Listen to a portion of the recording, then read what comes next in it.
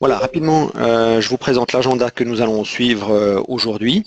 Quelques minutes pour vous présenter rapidement le concept Lunch and Learn, puisque c'est notre toute première rencontre aujourd'hui. Ensuite, on fera un petit aperçu des applications Archibus, et puis de regarder l'évolution de la version 21 à la version 23, et puis on laissera également une place pour vos questions à la fin.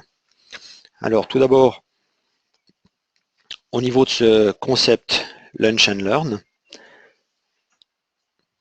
l'idée, c'était d'avoir des réunions qui sont un petit peu plus fréquentes que les groupes utilisateurs que l'on a d'habitude.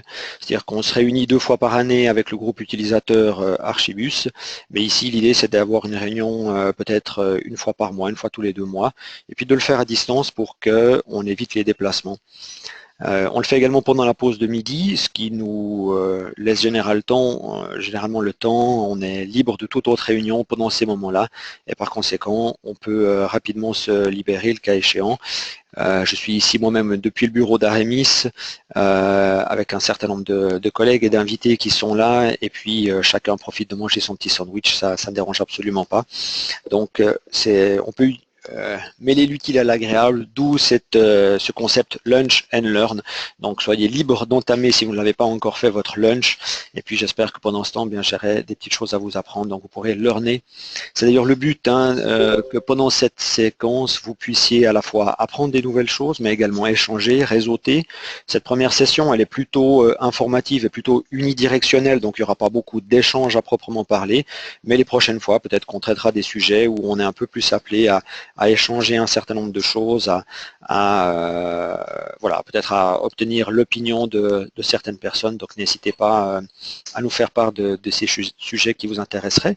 Ce qui est certain, c'est qu'on traitera aussi bien le domaine informatique. Donc aujourd'hui, on parle d'Archibus, c'est une chose, mais on traitera également de la partie métier, donc tout ce qui est gestion immobilière, FM de manière générale, la GMAO, etc. Donc on veut traiter aussi bien les deux sujets, que ce soit avec des nouveautés, des tendances, des bonnes pratiques. Donc l'idée, c'est vraiment d'avoir l'ensemble de ces sujets qui puissent être abordés, pas seulement l'aspect informatique et pas seulement Archibus non plus. Alors comme le sujet d'aujourd'hui, eh bien, c'est justement Archibus, je vais rapidement vous présenter.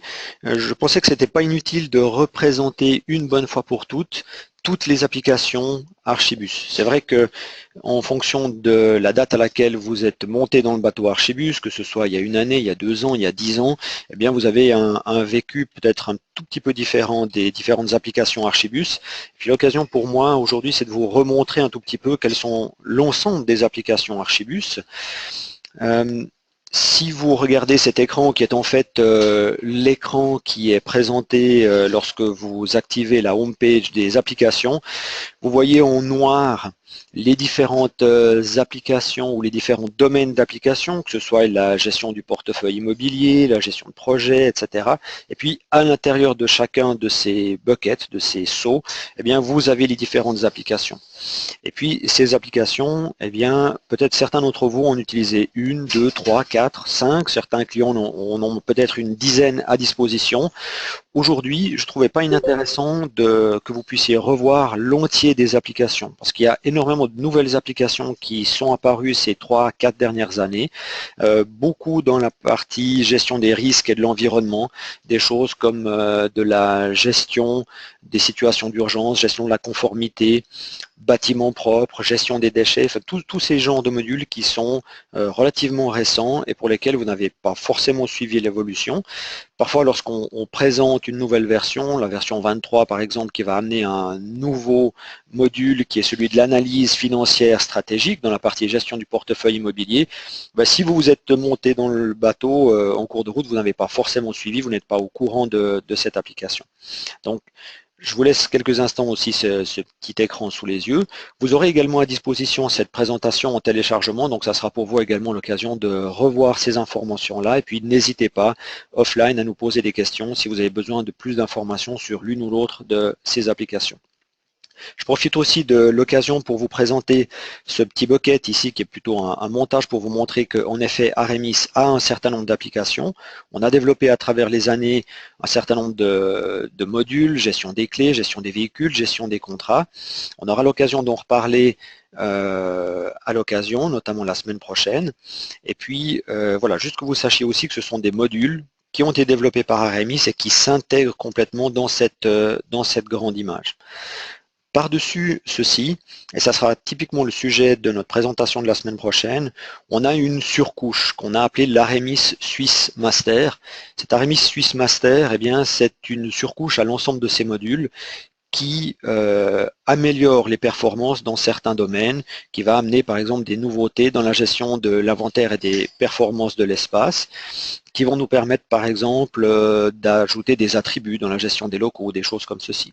Alors ce Swiss Master, eh bien, on le présentera la semaine prochaine. C'est pour ça que de manière un peu exceptionnelle, on a présenté ou on a dissocié en deux parties la présentation. On a ce mercredi la présentation d'Archibus version 23 telle qu'elle, et puis la semaine prochaine, on aura une partie un peu plus démonstrative où on va vous présenter ou vous démontrer vraiment concrètement dans l'application cette version 23 avec également cette surcouche du Swiss Master pour vous montrer quelles sont toutes les possibilités lorsqu'on met ensemble la version 23 et puis donc cette surcouche Swiss Master. Mais donc ça sera pour la semaine prochaine. Je vous en parle déjà brièvement ici. J'aimerais également vous présenter ici l'évolution de la version 21 à la version 23. Ces 3 dernières années, Archibus a fait de grands bonds en avant. À partir de fin 2013, la version 21.1 a été disponible et vous voyez que plus ou moins chaque année, ou en tout cas à échéance de 9-10 mois, on a eu un certain nombre de versions majeures. On est passé rapidement de la version 21.1, 21.2, 21.3. Puis en fin 2015, directement la version 22.1, donc qui est une version majeure, et fin 2016, la version 23.1. Je vous passe en plus dans cette présentation-là ou dans ce slide-là le fait qu'on a systématiquement une version qui sort en anglais et puis 3 à 4 mois plus tard une version multilingue qui est à disposition. Donc ça fait pas loin de 10 versions qui se sont succédées depuis 3 ans. C'est plus ou moins le rythme auquel nous avait habitué Archibus, l'éditeur aux États-Unis, bien que généralement ils avaient une version mineure tous les 6 mois, une version majeure tous les 18 mois. Là, vous voyez que depuis 21.3, 22.1, 23, ils ont grandement accéléré le rythme puisque ce sont des versions majeures qui sont publiées tous les 9 mois. On va avoir probablement un ralentissement. La version 23.2 ou 24, on ne sait pas encore vraiment quelle sera sa dénomination, ne sera probablement pas disponible avant l'automne 2017. Donc on a maintenant un petit ralentissement. Ceci nous montre par contre qu'il y a eu de nombreuses améliorations, c'est-à-dire que ces 3 dernières années, il y a eu vraiment une croissance technologique qui était très importante. Archibus a été très réactif sur un certain nombre de tendances.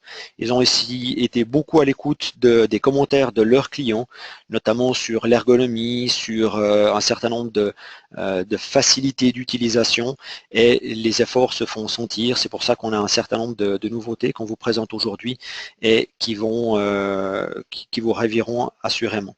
Donc, de manière très rapide, parce qu'on le reverra dans le détail tout à l'heure, mais la version 21 incluait un certain nombre de nouveautés, notamment une amélioration au niveau de l'interface qui était relativement intéressante, mais cette véritable interface plus ou moins finalisée dans l'état qu'on connaît, c'est seulement à partir de la version 21.2 avec cette partie de homepage, d'indicateurs et puis de console de maintenance. Donc la version 21.2 en début 2014 a été vraiment un gros pavé dans la mare avec un certain nombre d'améliorations vraiment conséquentes.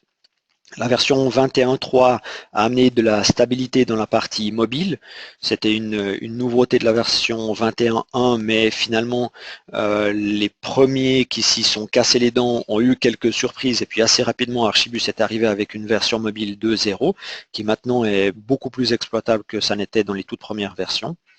Et puis ensuite, version 22, 23 se sont succédés assez rapidement, à tel point en fait que parmi notre base de clientèle en Suisse romande, vous qui êtes à l'écoute, il y a généralement un gap. C'est-à-dire que vous avez généralement soit une version 21.2, 21.3, peut-être une ou deux sociétés ont une version 22, mais généralement, beaucoup de gens ont attendu la version 23 parce qu'elle promettait un certain nombre d'améliorations que je vais vous présenter aujourd'hui, notamment au niveau des différentes consoles, des éditions de homepage et autres.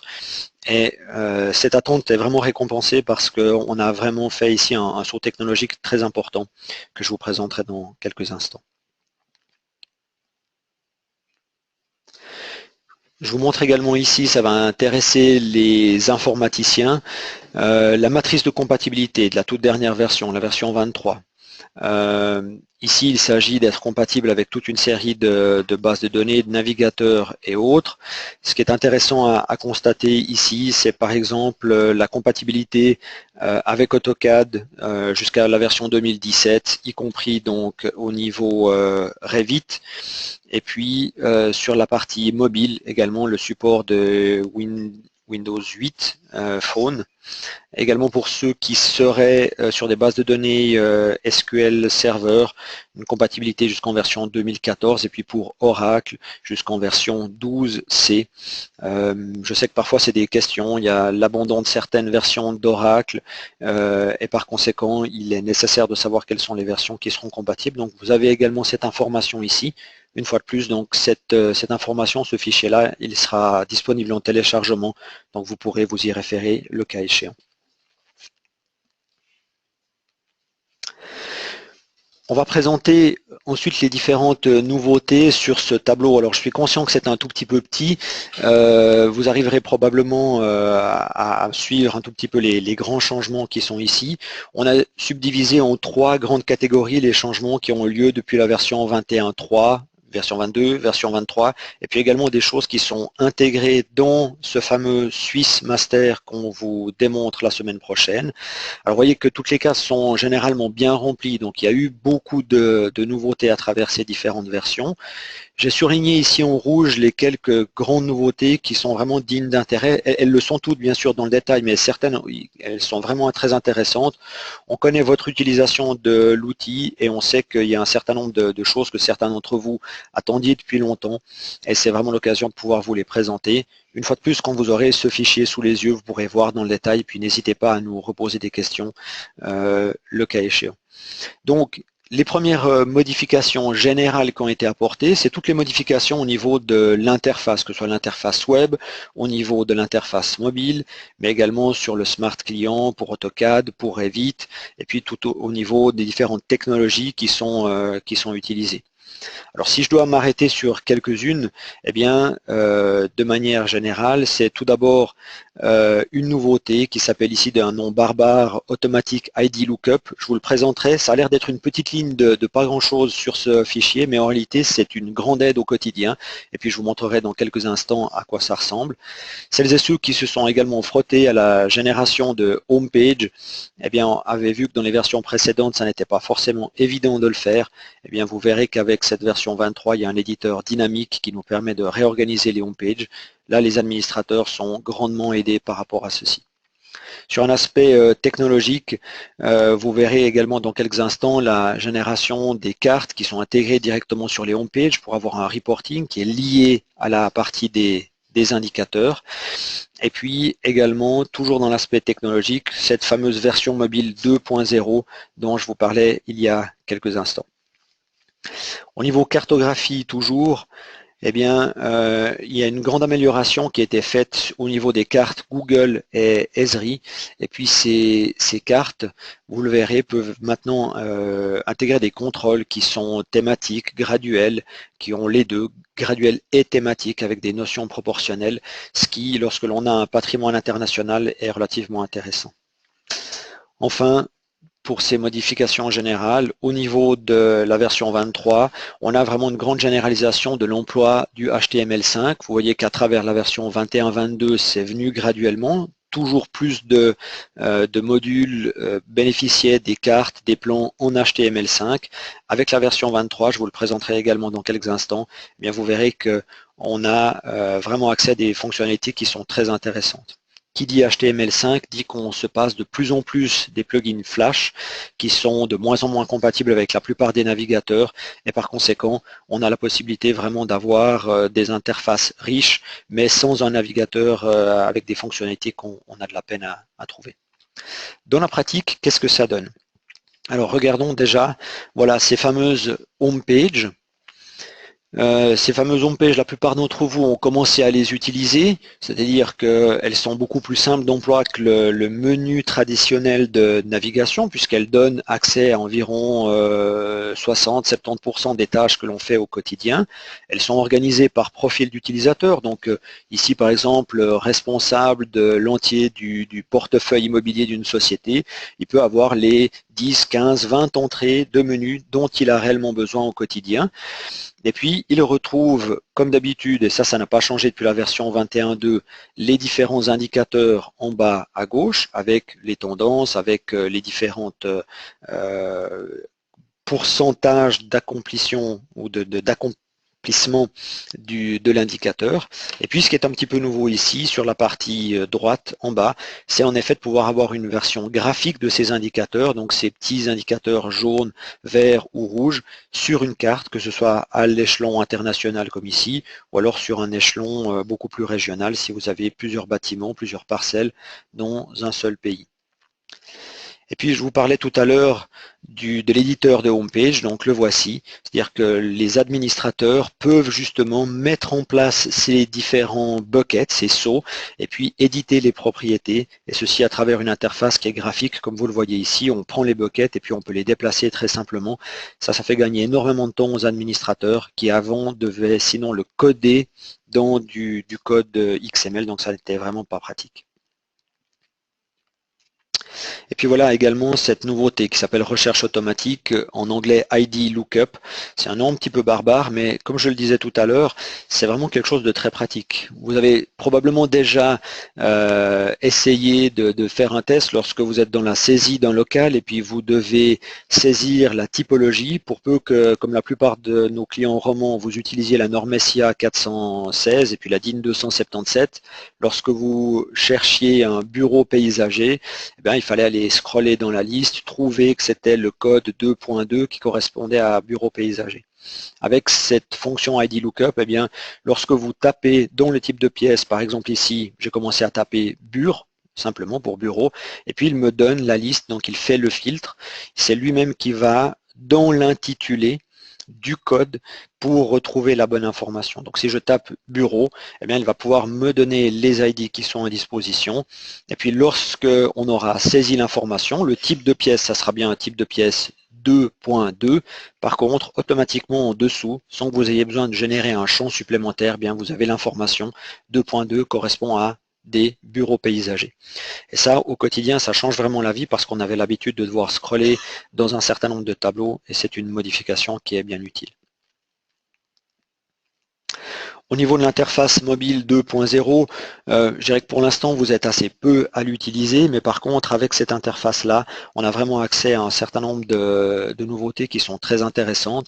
En dehors des applications qui sont fournies, mais sur l'aspect technologique pur, vous voyez le petit exemple de la signature qu'il est capable de faire directement sur l'écran. Donc, ça nous permettrait par exemple de faire un contrôle et puis d'avoir une validation. Oui, j'ai bien contrôlé telle et telle partie, et puis j'ai pu signer mon intervention. Vous avez également, vous le voyez en haut à gauche, les recherches récentes qui sont automatiquement enregistrées, qui vous permettent, lorsque vous faites un filtre, de pouvoir le rappeler très facilement. Et enfin, sur la droite, vous voyez, lorsque vous avez un numéro de téléphone ou une adresse email, la possibilité directement, avec une petite touche, de contacter la personne, respectivement, d'envoyer un email. Ça, c'est uniquement sur l'aspect technologique. Et il y a également de nombreuses applications pour la partie mobile, mais on en reparlera dans quelques instants, respectivement la semaine prochaine, lors de la démonstration. Je vous mentionnais tout à l'heure également la cartographie. Vous voyez qu'on a accès maintenant à une cartographie qui est beaucoup plus thématique. C'est pas tellement pour un affichage géographique, mais c'est plutôt pour avoir des informations au niveau international. Comment sont réparties mes zones? Qu'est-ce que je peux avoir à l'intérieur? Voilà un exemple d'écran qui est repris de la nouvelle application de gestion des assets et qui nous donne accès à un certain nombre d'informations beaucoup plus graphiques. Je vous parlais également du HTML5, vous le voyez ici sur cet écran. C'est typiquement un plan d'étage en HTML5, c'est-à-dire que ici en version 23, vous avez la possibilité non seulement d'afficher vos plans qui par le passé s'affichaient en Flash, mais ce qui est très intéressant, vous le voyez sur la droite, c'est un petit panel qui va afficher la liste des calques que vous pourrez maintenant éteindre ou allumer. Et ça, c'est une des nouveautés ou une des fonctions en HTML5 qui est disponible, c'est de pouvoir avoir un meilleur contrôle sur ce que l'on affiche au niveau des plans. C'est une modification qui n'est pas encore publiée partout, donc typiquement ne vous attendez pas à avoir directement cette modification dans la Space Console. Par contre, vous l'aurez sur un certain nombre de nouveaux écrans.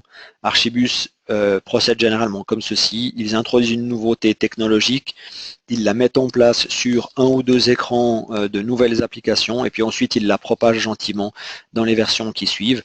Ce qui est très intéressant pour nous en tant qu'intégrateur, c'est que s'il y a des domaines dans lesquels vous voulez déjà introduire ce genre de choses-là, on peut déjà le faire parce qu'on a maintenant les outils à disposition pour le faire. Et puis l'exemple que vous avez sous les yeux, en l'occurrence, c'est un exemple de console de gestion des télécommunications avec, on le voit ici, un exemple de câblage d'étage. Donc vous avez depuis l'armoire de brassage d'étage tout le câblage qui part aux différentes prises dans les différents bureaux. C'est typiquement une des fonctionnalités qui est intégrée directement sur les plans. Et puis grâce à ce genre de même fonctionnalité, on a également la possibilité petit à petit d'intégrer des symboles directement sur les plans. C'est-à-dire qu'au lieu de devoir réouvrir AutoCAD ou Revit pour placer des symboles, pour placer par exemple des extincteurs, des trousses de secours ou je ne sais quoi, ce que généralement on ne place pas forcément sur les plans, on va placer certains équipements, on va placer le mobilier sur le plan et là bien évidemment qu'on voudra avoir cette information-là au niveau d'AutoCAD ou de Revit. Par contre, pour des petits équipements qui sont relativement mobiles, vous voyez que depuis l'interface mobile, respectivement depuis le web central, c'est l'image qui est en haut à droite, vous avez la possibilité de prévoir un certain nombre de symboles et puis de les placer directement au bon endroit. Évidemment, cette information-là sera disponible directement dans Web Central ou dans la partie mobile. Vous ne la retrouverez pas automatiquement sous AutoCAD, mais au moins c'est la possibilité d'avoir un certain nombre de symboles qui sont rapidement placés au niveau des plans sans qu'on ait à réouvrir les plans AutoCAD derrière. Voilà, ensuite un autre gros chapitre dans lequel il y a énormément de modifications, c'est la partie immobilière et la partie gestion des surfaces. Dans la partie immobilière, vous avez un certain nombre de nouveautés. Il y a notamment de nouveaux modules qui arrivent, notamment, je vous en parlais tout à l'heure, l'analyse financière stratégique, qui est une nouvelle application qui va fournir une vue unifiée sur les coûts par rapport à un bâtiment, mais également la partie investissement. Et tout ceci est vraiment de manière centralisée affiché avec des tableaux qui vont très loin, c'est-à-dire que vous voyez la vue d'ensemble et puis vous avez la possibilité d'entrer dans le détail.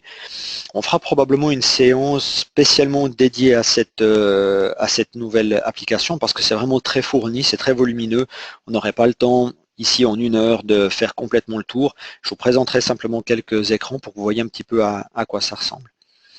Au niveau gestion surface et occupation, là également un certain nombre d'améliorations qui sont très intéressantes, notamment au niveau des impressions.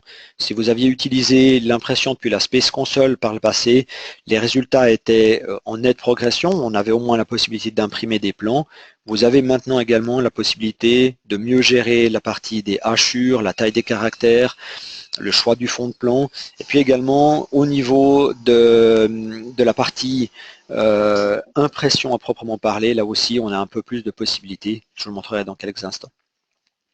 Une des grandes nouveautés par contre qui est liée à la version 23, c'est ce que l'on appelle la console 3D, c'est-à-dire l'affichage du modèle qui provient directement de Revit. Donc là, Archibus a développé une afficheuse ou une visionneuse de plans en 3D qui est directement intégrée à Archibus et grâce à ceci, celles et ceux qui ont commencé à saisir leurs plans dans Revit peuvent automatiquement afficher ces plans-là dans Archibus sans avoir une visionneuse en plus séparée, avec également toutes les fonctionnalités que l'on connaît de mise en surbrillance, de zooming, d'impression, etc.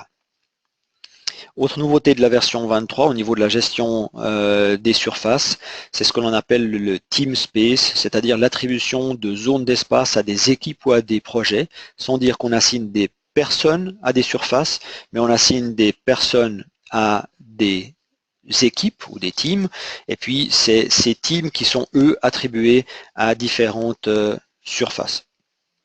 Dans la pratique, qu'est-ce que ça donne? Alors voilà cette fameuse application d'analyse financière stratégique. Vous le voyez sur la partie gauche, vous avez la partie investissement. Qu'est-ce que nous devons investir par rapport à nos différents bâtiments dans le cadre de projets d'extension? Quels sont voilà, les différents aspects que l'on va avoir sur les prochaines années. Et puis vous avez en bleu la partie P&L, donc les dépenses que l'on a au quotidien. Et puis en fonction de ces grandes catégories-là, vous pouvez entrer dans le détail. Cette application est vraiment très très fournie. Évidemment, elle fait un usage important de la gestion des coûts. Alors soit qui sont gérés directement dans Archibus, soit qui doivent être interfacés et récupérés depuis une application externe comme SAP ou autre. Mais c'est un produit qui est vraiment très, très fourni, très développé. Et puis comme je le disais tout à l'heure, je pense qu'il faudra vraiment qu'on prévoie une séance spécifique pour vous le démontrer, pour celles et ceux qui sont intéressés. Je sais que parmi vous, il y a encore peu de personnes qui gèrent les coûts, en tout cas à ce niveau-là, mais par contre, c'est des demandes que l'on a de plus en plus fréquemment, et cette version, cette application va vraiment répondre à ce besoin clé.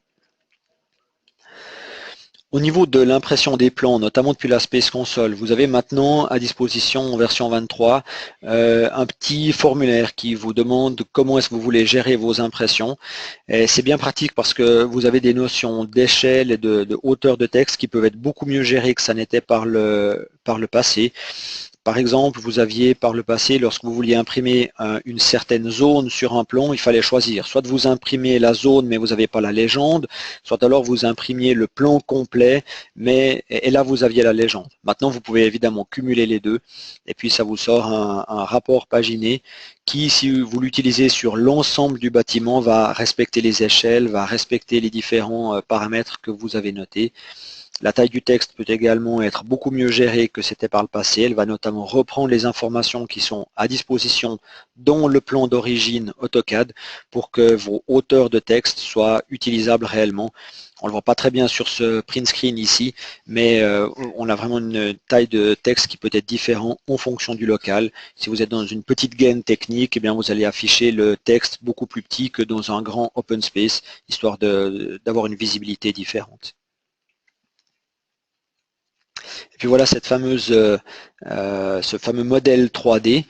Donc ici, c'est ce que Archibus a appelé le 3D Navigator. C'est un produit qui est vendu séparément pour la petite histoire, mais qui permet clairement de reprendre un modèle 3D et puis d'aller non seulement bénéficier de toutes les fonctionnalités standards qu'on avait l'habitude dans la Space Console, c'est-à-dire de faire des mises en surbrillance par catégorie, par type, et puis vraiment d'entrer étage par étage dans les différentes structures du bâtiment et puis de pouvoir voir également le contenu. Vous voyez un exemple ici d'un étage qui est affiché, on a enlevé le toit, on a enlevé les parties inter-étages et puis vraiment de pouvoir naviguer, voir le détail de l'installation d'un bureau, d'une salle de conférence par exemple.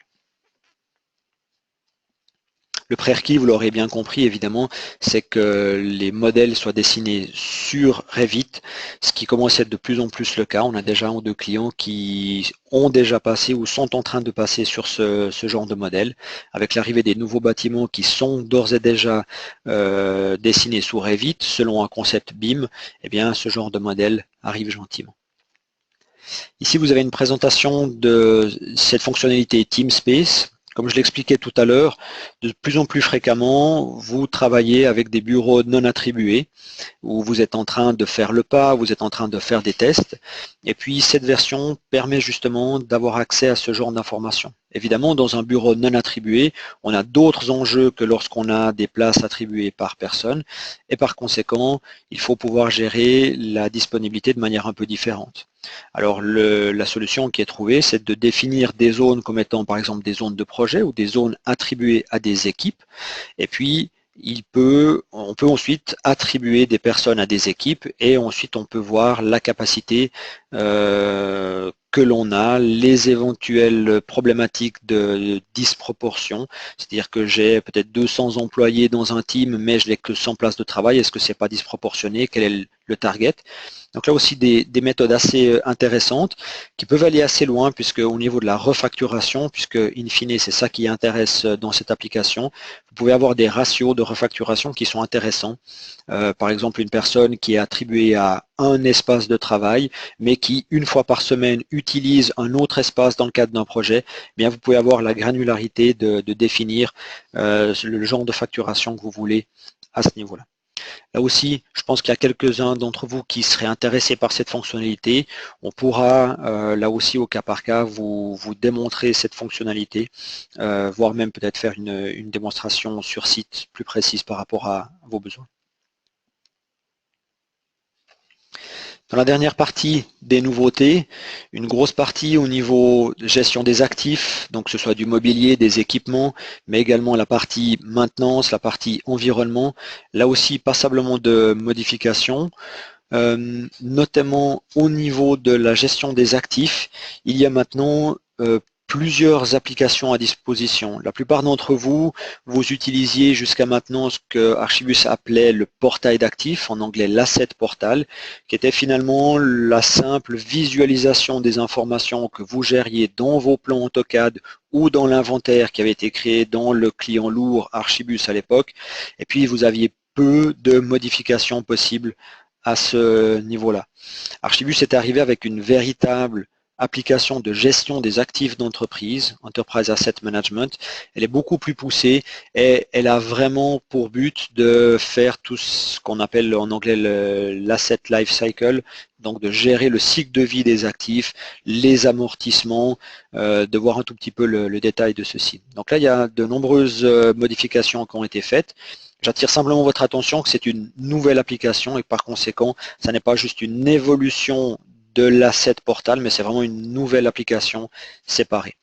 Nous, en attendant, et vous le voyez dans la toute dernière colonne à droite, dans l'Aremis Master, on vous le présentera également la semaine prochaine, eh bien, on avait déjà fait un certain nombre de modifications au niveau de ces actifs parce qu'il y avait probablement certains champs qui étaient manquants.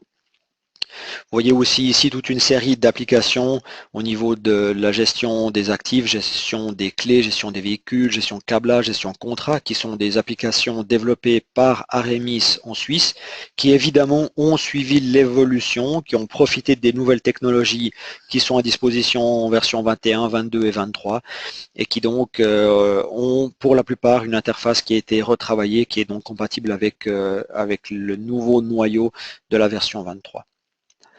Au niveau de la partie maintenance, pour celles et ceux qui utilisent l'application qui s'appelle Travaux sur demande, qui est On Demand Work en anglais, là aussi de très nombreuses améliorations que certains attendaient depuis très longtemps, notamment un certain nombre d'améliorations au niveau de l'assignation aux équipes techniques. C'était un gros manque par le passé. Un technicien appartenait à une équipe technique, alors que maintenant il va pouvoir appartenir à plusieurs équipes techniques, il va pouvoir s'auto-assigner des tickets, je vous le montrerai dans quelques instants. Et puis à partir de la version 22, également une modification intéressante qui a eu lieu, c'était celle qui consistait à pouvoir modifier les tickets en cours. C'est-à-dire que le workflow où Archibus a systématiquement par le passé dit on ne change pas le processus. Si un ticket ou une panne a été ouverte comme étant une fuite d'eau par exemple, et puis si vous avez géré ça dans la catégorie plomberie, eh bien si en réalité il ne s'agissait pas d'un problème de plomberie mais d'un problème électrique ou je ne sais quoi, il n'était pas du tout possible de le réassigner. Maintenant c'est possible avec réassignation du SLA correspondant. Parce que peut-être pour les problèmes de plomberie, on devait intervenir dans les 2 jours, mais pour un problème électrique, on va peut-être avoir une assignation à 1 jour, 6 heures ou je ne sais quoi. Donc ça, c'est quelque chose d'assez intéressant. Et puis, je vous montrerai également une petite modification, pas inintéressante par rapport à la gestion des documents qui sont gérés au niveau du système et qui peuvent être revus lorsqu'on est sur les tickets. Enfin, en version 23, bien là aussi, on retrouve cette fameuse console 3D des équipements que je vous ai déjà montré pour la gestion des surfaces. Ben, le gros avantage, c'est qu'on l'utilise également pour la gestion des équipements. Pour tous ces équipements qui ont une pénétration verticale, que ce soit typiquement les équipements CVS, des tuyaux d'aération, des bouches, de la tuyauterie pour le sanitaire et autres, eh bien, toutes ces informations-là sont visibles en 3D. Donc, au niveau des différents étages, vous pouvez les sélectionner, vous pouvez créer des tickets directement depuis cette visualisation. Alors, qu'est-ce que ça donne dans la pratique? Regardons déjà, voilà, déjà petite présentation de la gestion des actifs d'entreprise, les différents modules qui sont à disposition. Comme je vous le disais tout à l'heure, la plupart d'entre vous utilisez ce qu'on appelle le portail d'actifs. Donc vraiment un accès web aux données d'actifs qui étaient généralement gérés dans le client lourd ou le smart client. Donc généralement peu d'informations, c'est vraiment très simple. Certains d'entre vous utilisez déjà la gestion des actifs télécom. Aramis a notamment développé un module à ce niveau-là, donc parfois vous l'utilisiez déjà. Et puis cette nouvelle application qui s'appelle gestion des actifs, c'est un super ensemble qui vient encapsuler cette information pour mieux gérer tout le cycle de vie des actifs avec la partie des amortissements, la gestion de l'élimination, vraiment de tout le cycle de vie complet. Et puis encore un autre super ensemble, c'est une autre application séparée qui s'appelle la gestion des actifs d'entreprise qui, elle, intègre plutôt des problématiques de planification stratégique. Là, on parle des actifs qui ne sont pas seulement des équipements, mais carrément de l'immobilier, des bâtiments, comment est-ce qu'ils sont intégrés, comment est-ce qu'on prévoit les différents amortissements au niveau de ces actifs. Alors voilà un exemple d'écran de la gestion des actifs d'entreprise. Vous conviendrez que c'est un peu différent de ce que vous utilisez probablement tous aujourd'hui. On voit par exemple des assignations de systèmes, des cascades de systèmes, c'est-à-dire que vous définissez par exemple un système comme un ensemble et cet ensemble est composé de différents sous-équipements que vous pouvez maintenant décrire dans la pratique, avoir beaucoup plus d'informations sur la localisation. Une fois de plus, on se base ici sur ce concept de console qui est le cas depuis plus ou moins 2 ans. Tout ce que Archibus fait a tendance à être intégré dans une console, c'est-à-dire un écran unique où vous gérez l'intégralité de vos données. Vous n'avez pas besoin de changer d'un écran à l'autre sans arrêt. Si je veux gérer la maintenance, si je veux gérer le détail d'un équipement, je reste toujours dans le même écran et puis je vais plus en profondeur dans les différentes données qui sont à disposition. Au niveau des équipes d'intervention, donc ce qu'on appelle les work teams, je vous le disais tout à l'heure, la possibilité d'appartenir à plusieurs équipes. On voit dans cet exemple le technicien Léonard Collin qui appartient à 2 équipes, dont l'une peut être l'équipe principale, mais en réalité, il pourrait appartenir à N équipes. C'est bien que lorsqu'on a une affectation d'un ticket, eh bien, Monsieur Collin, faisant partie de ces différentes équipes, voit potentiellement tous les tickets qui sont attribués à ce niveau-là. Et puis, ce qui est intéressant également, c'est que ce même technicien, eh bien, il peut lui-même maintenant s'auto-attribuer. On n'est pas obligé de passer forcément par un superviseur ou un attributeur à ce niveau-là, mais il peut lui-même, dans la liste des tickets qui viennent d'être ouverts, se l'assigner lui-même et puis directement traiter ceci. Il n'est plus obligé de passer par une étape de supervision. Je vous parlais également de la flexibilité du processus au niveau des demandes d'intervention, la possibilité de changer une demande, même si elle a déjà été émise, et notamment c'est parfaitement possible depuis l'interface mobile, c'est-à-dire que lorsque vous êtes technicien, vous êtes sur site, on vous a appelé parce qu'il y a un problème a priori, pour reprendre mon exemple de plomberie, Or, vous constatez que ce n'est pas du tout un problème de plomberie. Vous pourriez changer totalement le type, refaire partir la demande dans un nouveau cycle d'acceptation en respectant les SLA. Et puis, vous avez également la possibilité de créer et lier une nouvelle demande. Vous voyez un petit bouton sur la droite qui s'appelle associer un nouvel élément, c'est-à-dire que vous pouvez très bien dire, bien, en effet, je suis sur place, il y a un problème de plomberie, mais en l'occurrence, mon problème est tel qu'il y a eu une fuite, il y a eu une inondation, et en plus, il faudrait maintenant faire intervenir les nettoyeurs, donc je peux très bien générer une demande de nettoyage ou je ne sais quelle demande qui est à ce moment-là associée avec cette demande principale. Sachez également qu'on peut maintenant reprendre une demande qui a été rejetée. Par le passé, lorsque un client final qui était le demandeur disait non, je rejette cette demande, elle n'a pas été traitée à ma satisfaction, eh bien, elle devait être terminée et puis on devait en recréer une nouvelle. À partir de maintenant, on peut simplement la reprendre, elle reprend son cycle de vie directement. Et puis même chose par rapport à une demande qui a été complétée, on a décidé que le problème était terminé, on n'avait plus rien à faire, bien maintenant on peut à la fois la réémettre si elle doit repartir dans le processus parce qu'en réalité elle n'a pas été complétée à satisfaction, mais également la possibilité de modifier des données, rattacher par exemple des documents, des factures, des bons d'intervention si on avait besoin.